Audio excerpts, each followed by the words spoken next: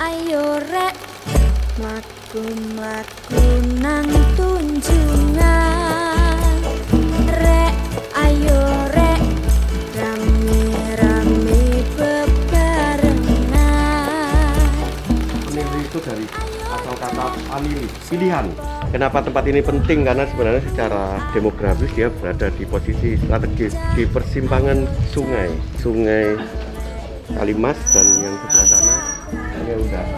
Pak, Ngalor ngidul liwat toko ngombah moto masih omong nyengga-nyengga ati lakon sopo ngerti nasib awak lagi mujur kenal anak Ini sumur diperkirakan sejak zaman Mojopahit, berarti kurang lebih 1200-an sudah ada kali ya? ya. Cok dipikir kon podo gak duwe sangu. Cok dipikir Jogong-jog ini istilahnya kalau di zaman Mojopahit namanya jogong-jogong yang biasanya ditemukan di kawasan Trowulan Mojokerto di masa Majapahit. cok dicampur nganggo timun malam minggu kaape digowo ngamun ngalor ngidul Ini adalah rumah kelahiran Bung Karno. moto masih Ya Mas Gunjar ya, ini tempat kelahirannya waktu Bung Karno. Depan tuh ada musola. Ya. Dan ini musolanya juga musola lama. Berseberangan itu adalah rumah warga di sini yang beragama Hindu. Jadi artinya toleransi di sini luar biasa, kemajemukannya luar biasa, tapi guyup. Dan di sini melahirkan sosok pilihan, yaitu Peneleh. Ketika dia masuk ke HBS Burger School Itu sini kan? di Surabaya, dia tinggal di tempat ya kira-kira 1 kilo dari tempat ini, rumah Cokroaminoto. Ketika Bung Karno sekolah di sini, Pak Sukaimi pindah di Sidoarjo, ngajar di Sidoarjo, kemudian balik lagi di Mojokerto, baru kemudian ke Blitar. Tapi artinya sebenarnya Pak Sukaimi tidak pernah ketemu lagi sama Cokroaminoto, tetapi anaknya dititipin di situ. Ya kita melihat tidak ada sama sekali kemewahan bagi sang pendiri republik ini. Dia lahir di tempat kecil, di sebuah gang kecil, dan ini kebanggaan bagi kita semuanya. nyengga ati lakon sopo ngerti nasib awak lagi Bung Karno pertama kali mujur. mengatakan cintanya kepada anaknya Cokro, namanya Utari, which is itu adalah istri pertamanya Bung Karno. Itu di jembatan ini. Di atas jembatan ini. Aku mengerti perjalanan hidup yang kini kau lalui. Buku penyambung lisananya dia menyebutkan Utari diajak keluar untuk berjalan di atas jembatan, dan dia menyatakan cintanya kepada Utari. Bekas tembakan ya lapor. Tetapi Utari tidak menjawab, dia hanya menangis. Dan Utari merasa Bung Karno adalah kakaknya. Kemudian Pak D-nya Utari meminta Soekarno untuk menikahi Utari saja untuk Bantu. membantu Cokro. Jembatan ini bersejarah, tidak sekedar zaman Soekarno, tetapi ketika Perang 10 November, banyak catatan yang menyebutkan peristiwa Perang 10 November itu hebat, paling hebat ada di seberang situ. Peninggalan perang itu salah satunya adalah sisa ada lubang-lubang bekas tembakan. Menangis tertawa, biar ku lukis malam, bawakan minta-minta.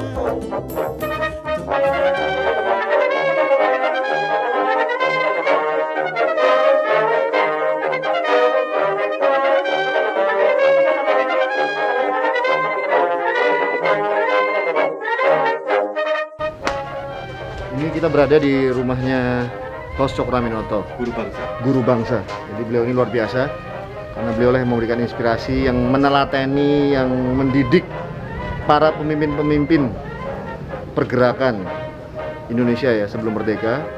dan orang-orangnya kemudian berkiprah. Hampir semua dulu para pemimpin gerakan itu mencoba untuk mengasosiasikan dirinya dengan Sarekat Islam, dengan SI, dengan Cokro. Banyak orang yang mau bergabung, tadi disampaikan Mas Kuncar, karena mereka waktu itu aja tahun 1900-an awal itu terdaftar bahkan. Iya. Itu 2 juta anggota dari Sarekat Islam, dan ini memiliki getaran yang luar biasa. Belanda sangat khawatir dengan gerakan ini dan mencoba untuk merangkul. Ada beberapa aktivis yang datang dari jauh-jauh, bahkan seorang Agus Salim tadi itu, Iya. dia dari Sumatera Barat, terus dia bertugas karena dia PID. Sebagai PID, intelijen Belanda. sebagai intelijen Belanda. Dia sempat bertugas di Jeddah, terus dia memutuskan untuk pulang, berhenti dan pulang dan bergabung dengan Sarekat Islam, dan dia juga menjadi wakilnya Cokro waktu Ya, itu. awalnya dia sebenarnya dijadikan mata-mata Belanda Mata untuk, Belanda untuk SI, untuk SI, tetapi kemudian dalam tanda petik jatuh cinta sama gerakan sama ini. gerakan ini. Dia memilih menjadi bagian dari gerakan Gerakan ini. ini. Jadi ini luar biasa. Inilah rumahnya para aktivis, rumahnya para pemimpin. Sampai merinding saya ini. Saya banyak orang meyakini bahwa Indonesia digagas dari tempat Dari ini. tempat ini.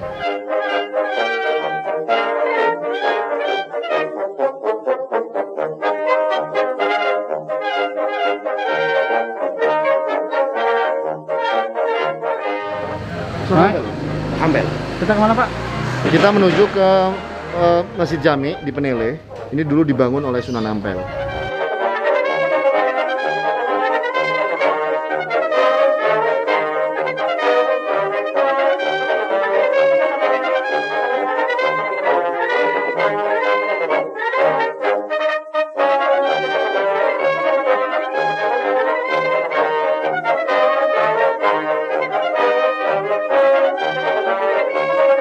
Ini masjid yang dibangun oleh Sunan Ampel. Ketika beliau mungkin sedang menuju dari Trawulan menuju ke arah Ampel Dento, Ya, beliau singgah di sini karena pinggir sungai dan beliau mendirikan sebuah tempat sholat. ya. Yang kemudian perkembangannya menjadi masjid, ada pondok pesantren, dan kawasan ini kemudian menjadi sentra gerakan Islam.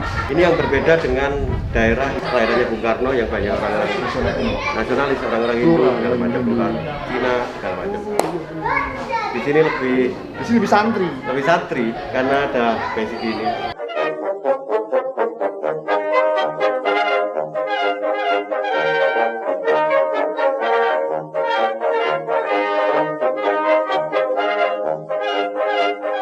Ini adalah masih keluarga dari Sunan Ampel, karena dari Champa. Jadi kalau dulu Champa ini sebenarnya theoretically berada posisinya di Vietnam, sekitaran Vietnam, Kamboja.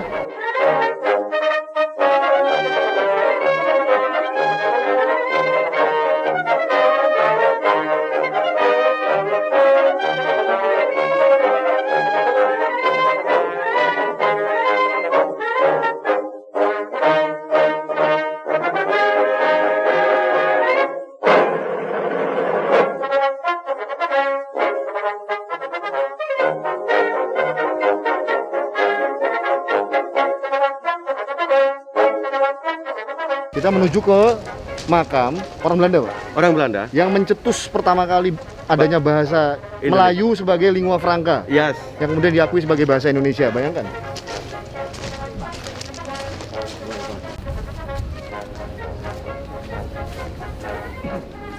Pak Detuk ini bukan seorang agamawan, tetapi dia adalah seorang penerjemah saja.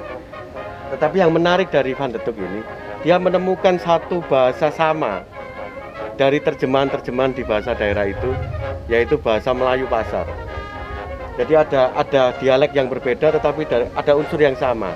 Makanya kemudian dia pertama kali membuat terjemahan bahasa Bible itu dari bahasa Belanda ke bahasa Melayu waktu itu.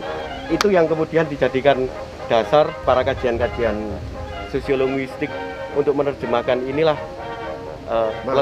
letak dasar bahasa Indonesia. Karena dia sempat menerjemahkan bahasa Belanda ke bahasa Melayu Pasar. Bahasa yang menjadi benang merah bahasa-bahasa daerah. Makanya kalau kita melihat bahwa bagaimana kontribusi Belanda di Indonesia tidak hitam putih seperti Selama ini kita bayangkan. selama ini kita bayangkan.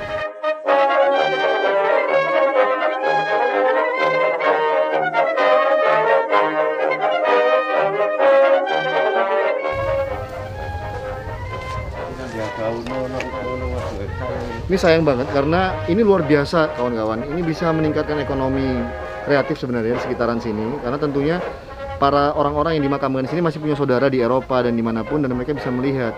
Cuman sayang ini perawatannya ya Pak, Iya. Pak Kuncar. Jadi mungkin ini butuh perhatian dari pemerintah atau dari siapapun mungkin yang bisa peduli terhadap situasi ini dan bisa Ya dilakukan pemugaran lah. menggerakkan ya pemugaran. Iya.